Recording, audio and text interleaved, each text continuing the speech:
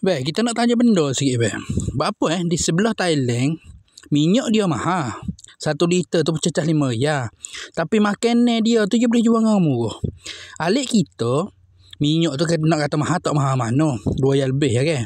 Tapi makanan tu melambung tinggi. Saya dah fikir. Ada sebab ya, beh. Betul ke kalau saya kata orang Thailand dia nego dia untuk sama-sama teruskan hidup. Maknanya untuk teruskan kehidupan tu lah. Dia orang Malaysia pula dia nego untuk jadi jutawan.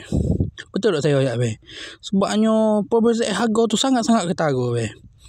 Contoh dah kita sebut contoh kata makan semua saya pergi di Thailand, anak saja ni dia makan kaiping.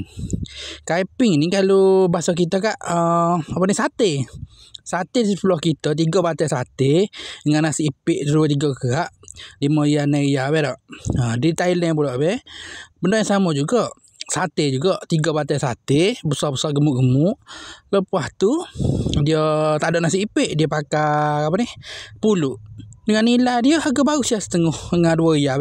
Kalau duit ya kat 2 ya. Kalau duit bat tu sia setengah.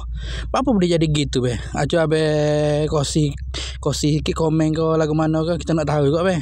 Perbezaan tinggi bedoh ni.